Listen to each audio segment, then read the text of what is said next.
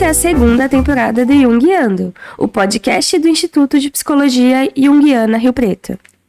E nessa segunda temporada, nós vamos falar sobre as complexidades da vida humana, os relacionamentos, a família, os filhos. E para isso, vamos continuar a falar de psicologia, literatura, cinema e tudo mais o que vier à nossa cabeça.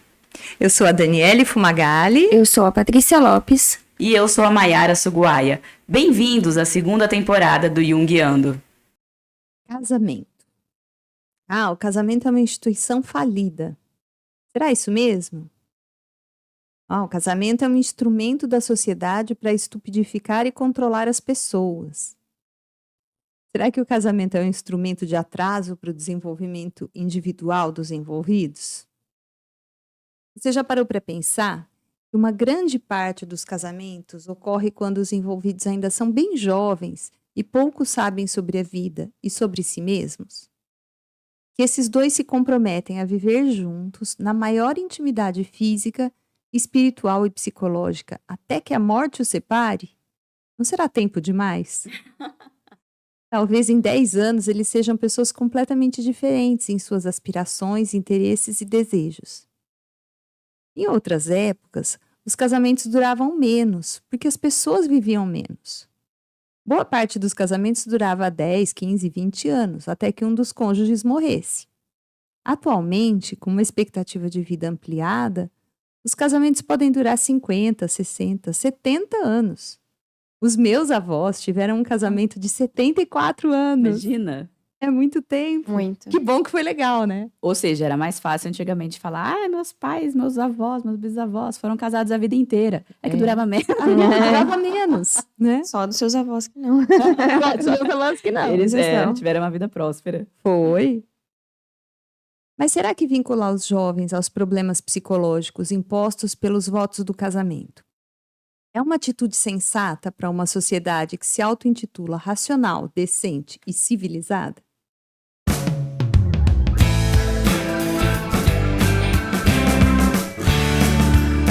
E o que a psicologia tem com isso? O casamento é uma criação social ou uma necessidade instintiva no ser humano? A partir da antropologia, sociologia e etnologia, podemos dizer que o casamento é em grande parte uma construção social, apesar de estar assentado sobre necessidades humanas instintivas de vínculo e parceria. Porém, a maioria, como o casamento é estruturado e praticado nas diversas culturas, sociedades e ao longo do tempo varia refletindo a cultura, valores e necessidades específicas daquela época e daquela sociedade. O casamento é vivido sob as mais variadas concepções. Pode-se descrever as mais variadas formas de família e de vida conjugal ao longo dos tempos e pelo mundo afora. Casais monogâmicos, poligâmicos, casais que vivem juntos na mesma casa ou em casas separadas, que vivem com os pais do noivo ou da noiva, casamentos por escolha romântica, ou casamentos arranjados ou assistidos. Me vem na cabeça esses exemplos, né, de variedade, né, de tipos de casamento. As novelas, né, da Globo, lembra que teve? Tinha cultura muçulmana, outro tinha cultura indiana. Sim. Que tinha a Jade, né, era o clone. Que era casamento arranjado, essas coisas. Sim. E casamento também, o homem podia ter mais, né, de esposa, mais de uma esposa. E também teve a da Índia, lembra? Como que chamava? Caminho das Índias. E tinha isso, assim, e eu achava falei, gente, socorro. A família, né, a noiva, ia morar com a família do noivo, do marido, e virava uma familhona. Então, né, se ela era uma boa nora, ela ganhava a chave do armário para pegar os temperos. Eu lembro muito disso. E eu olhava aquilo e falava, né, meu Deus, imagina morar a família inteira. Mas para a cultura deles é extremamente comum e esperado, né? Realmente, né, é muito diversa a forma como os casamentos são. Não só de acordo com o tempo, mas de acordo com a cultura também, né? Sabe que saiu um filme o ano passado, que chama, é um filme, acho que tá no Prime, eu não sei, chama Minha Família Quer Que Eu Case, a tradução para o português. Mas o nome em inglês é O Que o Amor Tem a Ver com Isso. Achei melhor essa. É muito legal. Boa. O que acontece? O moço, ele Ele é de uma cultura oriental, agora eu não lembro. Ele é muçulmano? Não lembro. Agora esqueci. E a família dele quer arranjar um casamento para ele. E ele aceita. Só que ele é amigo de infância da moça que mora do lado, que é vizinha dele, e que ela é uma roteirista e ela está querendo escrever um roteiro de um filme e ela fica indignada com o fato dele aceitar que a família arranje um casamento para ele. Ela fala assim, nós estamos no século XXI, como assim? Né? Ela fala, eu vou acompanhar então para fazer um documentário sobre esse processo. Só que ao mesmo tempo ela era fissurada em aplicativos de relacionamento. Em algum momento ele questiona qual a diferença. É um aplicativo que tá arranjando sua relação. Não é? diferença. Aí é muito curioso, assim, é um filme clichê, tem todos aqueles clichês de comédia romântica, mas é engraçada essa perspectiva. Aí a gente vai acompanhando o casamento arranjado dele e a história dela com a mãe querendo arranjar um cara que é legal para ela e como que ela vive isso, enfim. Tem lá um monte de coisa, mas é muito engraçado, né? As diferenças que no fim não são tão diferentes assim. Exato. Bom. E apesar de não ser um produto do instinto humano, o casamento e a família proporcionam a vivência de muitas imagens. As crianças precisam ser criadas, e isso acontece mais facilmente no ambiente familiar. A criança necessita do cuidado defensivo, protetor que os pais oferecem. O sentimento de pertencimento proporciona bem-estar, mas principalmente possibilita a construção da autoestima e da autoimagem. Bom, mas as pessoas não se casam apenas movidas pelo desejo de proporcionar boa autoestima para seus eventuais filhos. Talvez essa seja um item que aparece bem mais abaixo na lista de prioridades de um jovem casal. Na nossa sociedade atual, o que une os casais, em grande parte, é o interesse sexual, a atração. Outros motivos podem ser conveniência, segurança emocional, segurança financeira, normas sociais e pressão familiar, e também por interesse em oferecer uma base estruturada para uma formação de uma nova família. E aí, para a gente poder entender melhor o casamento moderno, precisamos falar um pouco aí sobre o masculino e o feminino. Nós já comentamos mais profundamente sobre esse assunto lá no episódio 38, mas hoje nós vamos falar sobre esses aspectos aí relacionados ao casamento. Os animais, em grande parte, são impulsionados para suas atividades, né, pelos instintos, que são os padrões inatos de comportamento. Por exemplo, um pássaro de uma determinada espécie sempre vai construir um ninho da mesma forma que todos os outros de sua espécie, mesmo em partes completamente distintas do mundo, né? O João de Barro sempre vai fazer a portinha voltada para o mesmo lado. Mas, quando a gente fala, né, dos padrões de comportamento humano, eles são bem mais complicados, claro. E nos humanos, esses padrões estão relacionados com linhas mestras que atuam em segundo plano. Esses padrões são mais numerosos e nem todos são utilizados no decorrer da vida. Além disso, o ser humano é capaz de observar esses padrões e refletir sobre suas próprias ações. Essa, aliás, é uma característica, né, do humano. Ele consegue refletir, né, sobre aquilo. Ele está apto, a algumas vezes, trazer esses arquétipos para a consciência. E isso vai ocorrer através de imagens, símbolos, mitos, histórias. Existem padrões arquetípicos para o feminino e para o masculino. E aí aqui é importante a gente frisar. Não existe apenas um arquétipo para o feminino, são muitos. Mesma coisa para o masculino, são muitos. Dependendo da época histórica, existem arquétipos dominantes, né, tanto para o masculino quanto para o feminino. O comportamento é determinado apenas por aqueles padrões que são momentaneamente dominantes na psique coletiva, né? Essa é uma frase do Guggenbull Craig. Isso faz com que cometamos, né, muitas vezes, o erro de achar que aqueles arquétipos de nossa época são os únicos que determinam o que é feminilidade e o que é masculinidade. Aí a gente vê, por exemplo, pessoas às vezes mais velhas, né, falando: ah, não, porque naquela época os homens eram assim, era muito melhor, ou então as mulheres eram assim, era muito melhor, né? E a gente tem que lembrar que as coisas evoluem, né? As épocas demandam coisas diferentes, perfis diferentes. E com isso também, né, os arquétipos invocados vão ser diferentes, né? Vão ser próprio daquela época. Se a gente imaginar o arquétipo de mulher, né, do feminino, na década de 20, provavelmente ele estava muito mais atrelado à coisa do lar, né, do, do doméstico, do cuidado, né? E hoje em dia a gente já tem a questão da independência, muito mais ligada também ao arquétipo feminino, da coragem, da ousadia também. Então não tem época melhor ou pior, né? O arquétipo ele precisa ir mudando de acordo com o espírito do tempo, né? Com o zeitgeist aí da época. É, isso mesmo.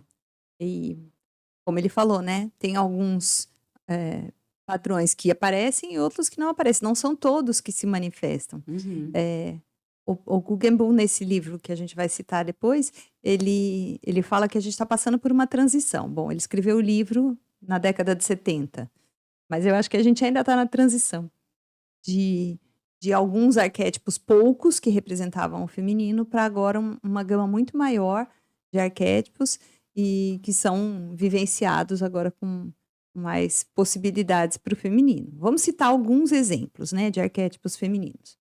Primeiro, é o arquétipo maternal, que tem tanto a sua forma protetora e nutriente, por um lado, como a devoradora e sufocadora do outro. Na sua forma espiritual, o arquétipo maternal, ele pode ser inspirador. Por outro lado, ele também pode impelir a morte e a loucura. Então, um arquétipo maternal é um dos arquétipos que são muito presentes em todas as épocas. O arquétipo de Hera, da esposa, né, do pai divino, Zeus, é o símbolo da esposa ciumenta, terrível e furiosa, contra tudo que rouba a atenção do seu marido. Isso é muito comum. Tem também um outro arquétipo que o nome a gente nem sempre conhece, mas a ideia, assim, é a Hetaira, que é a companheira desinibida do homem no prazer sexual, no conhecimento e no estudo. Ela é intelectual e independente, mas ela não é hostil ao homem. A Afrodite representa um outro arquétipo do feminino. Deusa do prazer sexual, ela representa aquela que é desejada e amada. Atenas, né, outra deusa grega, representa um outro arquétipo do feminino. Ela é sábia, vigorosa, autossuficiente, não sexual, embora ela seja prestativa e útil ao masculino. Tanto que ela é a deusa da sabedoria e da estratégia, né? Que são coisas mais ligadas aí ao logos, né? Tem também o arquétipo da amazona, né? A guerreira. Ela necessita do homem só para procriar. Então, ela capturava os homens para engravidar, depois matava, ou então colocava ele para cuidar dos filhos e das atividades de casa. Então, as amazonas gostavam de conviver entre elas. Elas gostavam da companhia das mulheres. Dá pra ver um pouco das Amazonas na história da Mulher Maravilha, né? A Diana era uma das Era uma Amazonas. amazona, né? A Ártemis também representa um arquétipo feminino hostil ao homem. Ela não quer ser vista ou conhecida por eles. Ela se relaciona só com seu irmão Apolo, e para ela tá bom isso. Além disso, nada de homens ou filhos não é o foco. Um outro arquétipo também distante do masculino é o da virgem vestal, a freira.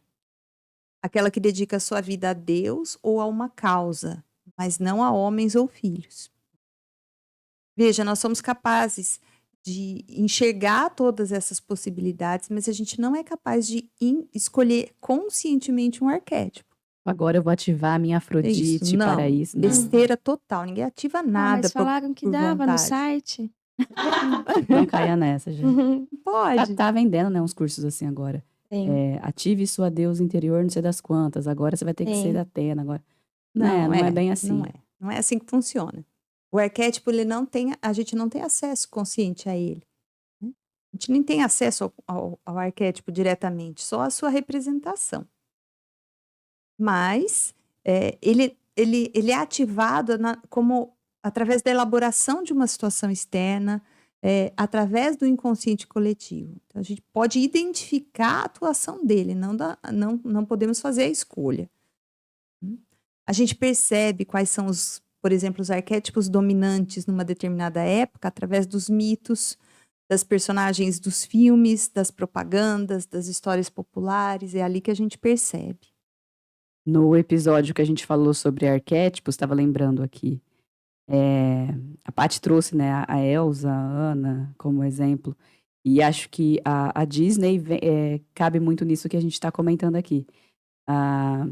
Do espírito do tempo mudar, né, do padrão mudar, e aí os arquétipos do feminino também vão mudando, né? Então, por exemplo, antes, nas histórias da Disney, das princesas, sempre era aquela mesma história, né? Era o arquétipo da donzela que precisava ser salva, Perigo, é. a donzela em perigo. Quem ia salvar era o príncipe. Uhum. Acho que o exemplo maior é a Bela Adormecida, que não faz nada, só É. dorme. Só espera que venham Só salvar ela. espera. Só sendo bela, né? E em compensação hoje, né? Quais são as princesas da atualidade? Moana, que tem a sua própria jornada, né? Não tem nada de príncipe. A Merida, a Valente também, né? Verdade. A relação dela com a mãe dela, os complexos familiares ali que vão ser olhados. Então não tem mais tanto aquela coisa do esperar o príncipe encantado, né? A Barbie, né, também porque era a Barbie boneca, que a gente tinha todo um símbolo ali, e agora o filme Barbie veio dar uma quebrada. Uhum. Você é tudo que quiser ser, não é? É. A Barbie. Bom, e a situação da mulher é particularmente difícil, visto que ela está se afastando de um pequeno grupo de arquétipos e agora tem se aproximado de um grande grupo de arquétipos, mas esse grupo novo ainda não está muito claro. Ainda traz medo, insegurança a muitas mulheres com essas novas possibilidades arquetípicas. Precisamos parar de associar o masculino com logos e intelecto e feminino a eros e relacionamento. O arquétipo de Hera, ligada ao casamento e à família, dominou o feminino por séculos.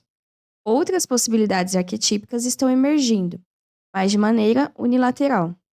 Por exemplo, da mulher profissional que muitas vezes abre mão de seus potenciais e sua liberdade por um cargo profissional ou status que não a realiza. Por isso que a gente fala que é unilateral, né? Não é que ela não tem que realizar esse arquétipo, é claro que ela tem. O que ela não tem é que ter culpa por isso. E aí ela precisa se agarrar tão ferrenhamente àquela condição, ela não pode abrir mão, que ela abre mão das outras possibilidades arquetípicas que ela tem na vida, né? Então, se ela tem um cargo que ela lutou tanto para conseguir, ela vai abrir mão de outras necessidades dela para poder se manter lá. É aí que vem, muitas vezes, aquela sensação de frustração, né? Uhum. Eu tenho isso, mas eu não tenho aquilo. Uhum. Eu tive muitas chefes mulheres, que eu já acho muito legal ter chefe mulher, que na nossa realidade, na nossa atualidade já é muita coisa. As mulheres têm conseguido entrar na chefia de alguma instituição, de alguma coisa, mas a maioria abriu mão de alguma coisa, assim. Todas elas eu fui elencando e pensando assim, todas ou não quis casar, ou não quis ter filho, né? Também tem a questão da escolha, mas eu percebo que também tinha muito tanto de eu preciso abrir mão pra dar conta do trabalho e me manter numa posição como essa, como a chefia, né? Até porque a gente também tem que lembrar que a gente tá numa sociedade muito Sim. machista, né? Vai cobrar nessa mulher. Que vai cobrar, exato. Se tiver um filho e tá no cargo de chefia, você vai abandonar essa criança porque vai ficar trabalhando. Ou vai duvidar que ela Como você vai consegue fazer? estar no cargo de chefia, porque tem, né, a questão dos filhos, por exemplo. E realmente, né, a hora que a gente tava conversando sobre esse episódio, eu comentei, falei, pensa numa entrevista de emprego. Se a mulher fala que tem filho, vão perguntar pra ela, e quem cuida do seu filho? E quem fica com ele? Né? Tem uma avó, tem uma babá, e cuida dessa criança. Para um homem, ninguém vai perguntar, você tem filho? Que idade? E quem cuida dele? Porque pressupõe Tem que a alguém em mãe casa cuidando. vai cuidar, É. né? Então, é muito mais difícil para a mulher, né, conseguir equilibrar todos esses pratos. E não deveria, né? Afinal de contas, a criança é ali da família, né? A responsabilidade deveria ser de todos. Mas é isso que a Paty, né, deu o exemplo. A mulher, pela pressão social, porque o social, ele mostra o que também está dentro de cada um, é uma consequência, enfim. Acaba tendo isso, né, da mulher ter que abrir mão de Muito. de uma coisa para poder ter outra, e não ter tudo ao mesmo tempo. Um exemplo é o arquétipo de Hera, ligado ao casamento e à família, que dominou o feminino por séculos, né? Pensando em tudo isso que a gente falou, Outras possibilidades arquetípicas que estão emergindo agora, mas de maneira unilateral. Que é isso que a gente estava falando, né? Da Uhum. mulher profissional e tudo. Sim. Faz a gente ter essa tendência, né? E agora? Estou indo para o caminho errado. É. Será que eu devia ter feito essa escolha? Ou então, não, eu tenho que me agarrar a isso com unhas e dentes Sim. e é o que eu preciso fazer. Uhum. E por mais que a gente esteja nessa realidade vivendo tudo isso agora, né? Como você falou, essas amplas possibilidades que a gente tem vivenciado, que tem aumentado a possibilidade de arquétipos hoje em dia, a pressão continua, né? É, tem uma Então, tendência. gente, que nem eu já nasci nessa geração da possibilidade de trabalho, vamos dizer. Uhum. Mas a pressão não deixou de existir de forma alguma, ainda que seja menos do que eu acredito que deve ter sido, sei lá, na geração da minha mãe. É. Mas acontece ainda, né? E junto com essa pressão vem a O culpa, arquétipo da né? era tá aí pra dar. É. Oi? Vem a- A E junto com a culpa, pressão vem a culpa, é. Que é o que a gente tanto discute hoje, né? A culpa materna. Uhum. Exato. No campo das possibilidades arquetípicas, as relações entre homens e mulheres não estão limitadas a relações vitais, nem a relações de dependência mútua.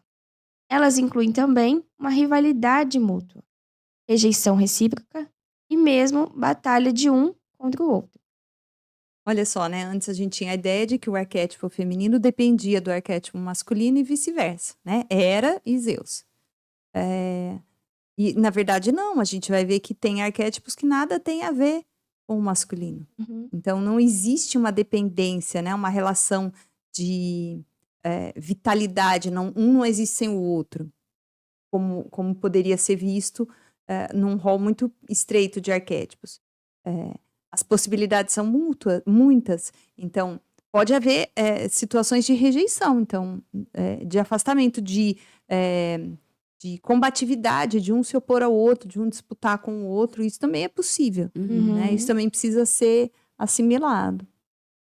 Para a gente poder entender o casamento, a gente tem que entender que essas possibilidades existem. Muito bom. E aí, para compreendermos o casamento também, precisamos considerar que o masculino e o feminino, como a Dani falou, né? Eles podem se relacionar entre si também através da hostilidade, né? E muitas vezes nem se relacionar entre si. Existem muitos modos femininos de relacionamento dos quais o homem não participa. E tantos outros modos masculinos de relacionamento que também não têm conexão com o feminino. Portanto, homem e mulher completam-se entre si, mas apenas parcialmente. O casamento pode ser entendido realmente quando nos libertamos desse ideal de harmonia.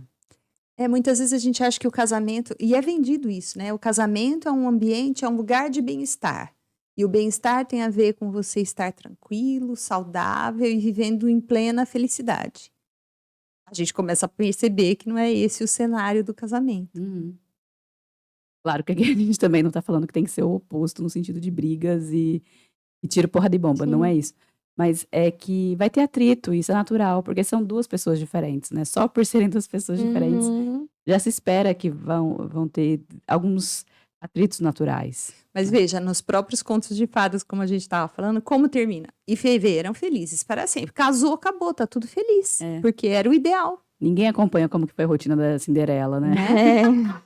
Não tem esse ideal, é que a gente precisa prestar atenção, que não é bem assim. E de achar que vai ser aquele lugar equilibrado que chegou e plim, magicamente, né, ficou sempre daquele jeito. Não vai. E aí, como nos diz o Adolf Guggenbuch Craig, o casamento não é confortável e harmonioso. Antes é um lugar de individuação, onde uma pessoa entra em atrito consigo mesma, primeiro, olha que bacana, e com o parceiro. Choca-se com ele no amor e na rejeição. E, desta forma, aprende a conhecer a si próprio, o mundo, bem e mal, as alturas e as profundezas. O casamento traz inevitavelmente a confrontação, até que a morte os separe, né? As características particulares de cada um dos cônjuges e suas neuroses terão que ser sincronizadas. As peculiaridades próprias e as do parceiro terão que ser suportadas, aceitas e integradas na interação do casal. No casamento que leva à individuação, ou seja, que permite que o indivíduo seja aquilo que ele tem potencial para ser. Os parceiros se confrontam com tudo, com a saúde e a doença, com traços normais e anormais do seu ser. Quanto mais confrontos, mais interessante e fecundo, se torna o caminho para a individuação. Então, isso significa que não existe casamento real sem conflitos. Sem conflitos com o parceiro e sem conflitos consigo mesmo. O outro, muitas vezes, pela proximidade, pela intimidade, se torna o nosso espelho. Ele reflete as nossas características menos agradáveis. Ele nos mostra aquilo que conseguimos esconder dos outros. Enfrentar honestamente essas situações que são geradoras de conflito faz com que, individualmente, os parceiros se tornem conscientes de si mesmos. E isso leva à individuação. Eu já vi casal falando assim, a gente tá há tantos, sei lá, 20 anos juntos, a gente nunca brigou. Ferrou, Nunca né? discutiu. A gente fala, nossa, então você provavelmente não tá se acessando nessa relação também, né? Porque como que nunca teve nenhuma discussão, nada, né? Uhum. Como que nem a Mayra falou, a gente não tá incentivando que haja brigas, mas é normal que aconteça. Como que 20 anos você nunca, 20, 30 anos, você nunca teve nenhum conflito? Alguma coisa estranha tá acontecendo nessa relação. Pois é. Porque dessa maneira, né, a partir dos conflitos com as nossas dificuldades e com as do outro, é que a gente vai se desenvolvendo. Sim. Portanto, o casamento está longe de ser o paraíso do felizes para sempre, como é vendido na sociedade. Ele é muito mais, né, muito antes um lugar de depuração, de aprendizado e de crescimento. E crescer dói. Muitos casamentos minguam e se perdem no caminho da individuação, porque os casais tentam facilitar as suas situações através da exclusão e da repressão das suas características essenciais. É exatamente o casal que nunca briga. Por que nunca briga? Porque aquilo que é o que potencialmente poderia gerar conflito, eu escondo, eu guardo, Sim. não vou criar caso. Só que aí eu não realizo as minhas características. Então eu também não vou aprender que elas existem, que eu preciso elaborar, como que eu vou viver. Então, isso acontece e a gente retarda o processo de individuação. Às vezes até paralisa, tá ali estacionado. Então, assim, o casamento como instituição de bem-estar não é possível. Tá? Para as pessoas que buscam o bem-estar, o casamento leva só a doença. A gente pode dizer que esse casamento ideal, sim, já morreu. Na verdade, o casamento é um lugar de salvação da alma. Pera lá, como assim salvação da alma? O casamento é um espaço, ele deve ser um espaço de oportunidade de desenvolvimento de quem está envolvido nele. Um lugar de reconhecer as nossas sombras e de criativamente integrar essas características indesejáveis. E integrar significa deixar de projetar no outro e reconhecer o que nos cabe. Deixar de dizer que a culpa é do outro e perceber que a culpa é nossa, né? Ou que a característica é nossa. E isso é uma tarefa que é para a vida inteira. Então, nada mais justo que o casamento seja até que a morte nos separe.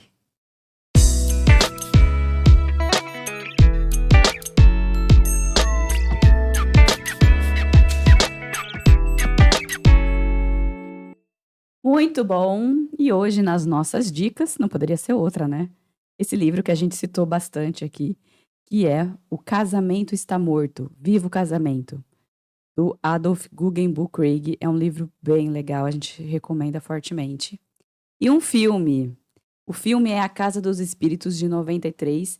Tem um time, assim, de peso. Meryl Streep, Glenn Close, Antônio Bandeiras, Winona Ryder. Maravilhoso, gente. A gente super recomenda. A história se passa no Chile, desde a década de 20 até os anos 70. E ela é contada através da saga, né, da família ali do filme, que é a família Trueba. E começa com a união de um homem simples, que fica rico, com uma jovem, né, de poderes paranormais.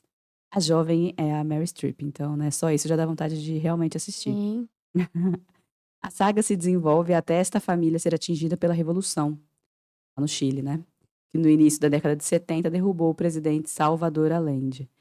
É bem bacana, ela mostra o relacionamento, né, do casal ali, protagonista, através do tempo, e acho que exemplifica bem, né, como que é um casamento e tudo que envolve. São várias relações, né? Tem a relação da Meryl Streep com o marido, a irmã do marido, que é uma outra figura feminina ali, a relação dela com o irmão, a relação dela com a esposa do irmão, a filha do casal, que depois cresce, o relacionamento dela. Então, tem muitos modelos ali para a gente observar de relação. O que isso significa para você? E no que isso significa para você hoje, a gente vai citar uma música dos Paralamas do Sucesso. Se chama Um Pequeno Imprevisto. Eu quis querer o que o vento não leva, para que o vento só levasse o que eu não quero. Eu quis amar o que o tempo não muda, para que quem eu amo não mudasse nunca. Eu quis prever o futuro, consertar o passado, calculando os riscos, bem devagar, ponderado, perfeitamente equilibrado. Até que num dia qualquer, eu vi que alguma coisa mudara. Trocaram os nomes das ruas e as pessoas tinham outras caras. No céu haviam 9 luas. E nunca mais encontrei minha casa. No céu havia 9 luas. E nunca mais encontrei minha casa. Muito bom. E se você quiser conversar com a gente, manda um e-mail para o podcast junguiando@gmail.com ou em contato pelo site psicologiajung.com.br. No nosso site tem as nossas atividades de estudos, grupos, todos os formatos. Compartilhe esse episódio com alguém que você acha que vai se beneficiar e se interessar pelo tema. E esse foi mais um episódio do Junguiando, com o roteiro e curadoria da Daniele, da Maiara e da Patrícia, e a edição de som do Kleber Zumiotti. Obrigada por ouvir a gente até aqui e até a próxima. Tchau, tchau. Até a próxima, gente.